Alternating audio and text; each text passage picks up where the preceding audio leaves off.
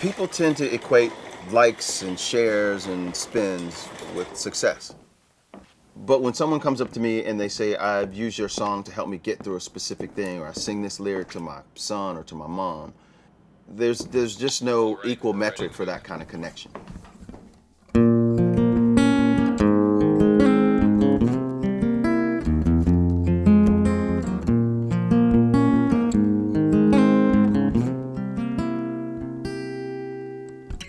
They made the promises and then they walked away. Farewell, let friends, be gone, be gone. I remember being 15, 16 and having these thoughts and ideas that I wanted to sort of form into songs. So I just had to figure out, okay, how am I going to go about doing this? And it was either piano or guitar. And I thought that guitars are infinitely cooler. Coming out of high school, I started a band with 4 of my friends, a band called Follow For Now out of Atlanta. You know, it was an all-black rock band, but not because we thought that there should be any sort of political statement. It was just these were the people that lived closest to me, and they were in my neighborhood, and they all listened to the same weird music that I did. We were just kids kind of doing our thing, and we got to the point where we were selling out rooms in the Southeast, got a record deal, we toured with Living Colour and Pearl Jam when 10 came out, and just really rode that wave. And musically, after being with these guys for so long and kind of playing the same sort of music, I just wanted to do something else. There was an artist in Atlanta, Dion Ferris, who was in a band called Arrested Development.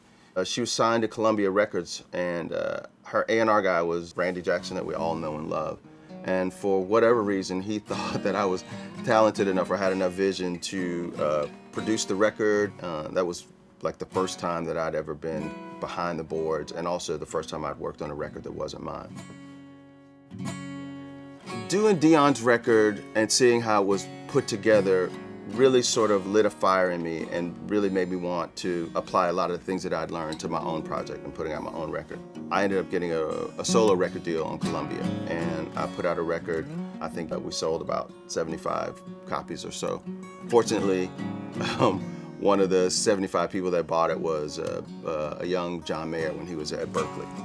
We had a mutual friend that introduced us, and we ended up playing writers' rounds. I was really just starting to do sort of the singer-songwriter thing, and so we really sort of found our footing doing that together.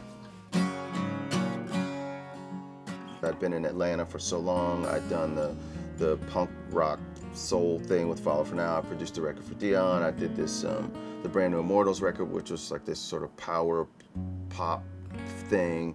I had moved to LA with the expectations of producing this record. Ended up not happening, and I was just really, really broke.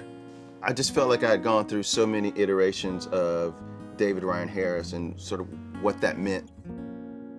I ran into John Mayer. He was still on Room for Squares, and he said, hey man, the record's taking off. If you ever want to come out, sing some, play some, or just hang, there's always an empty bunk for you on the bus. So I went out and did some shows and had so much fun, musically super satisfying, and that relationship has endured since then. I've been really fortunate with the timing of things working with John. It just sort of worked out that he would do a year of touring, and then I would do a year of my own solo stuff, and we just kind of bounce back and forth, which has been really good, I think, for both of us. First 2 weeks of rehearsal are really spent figuring out which guitars are right, and you just bring everything you have and you kind of just do a shootout. The FG1, hands down. It's such a relief to know that whenever I pick that guitar up, it's gonna work. Once it gets to the front of house, it's out of my hands, and the front of house guy can either make or break what I'm trying to do. And the FG is so good that I know that what I'm delivering to the front of house guy is pretty much exactly what it feels like for me. And it just makes it one more thing that I don't have to think about. Like, I don't think about singing, I just do it and it comes out. I play the guitar and I know that the house is getting what I'm getting. The Yamaha just sounds lived in and warm and vintage, but it projects in a really modern context. Recording it, I know there's not gonna be a lot of stuff that I have to carve out. There's not too much bottom end, it's not super shimmery, shiny on top, and it's just gonna focus and be really perfect in the track. All the guitars that I've gone through, all the guitars I've sold, traded, wished that I could have, they've all kind of led me to this guitar. The idea that some kid could pick up this guitar as their first guitar and have this amazing experience and not have to buy the 700 guitars that I bought to get to this is an amazing feeling. The quality across the board is so consistent that you have access to the exact same thing that I have access to. The guitar is more than just a guitar. The guitar is a spaceship. It can take you anywhere your imagination can go. It's a vessel. It's a place for you to pour all your emotions in. It's a key to the universe. To be involved with something that can provide that kind of journey for someone is very humbling.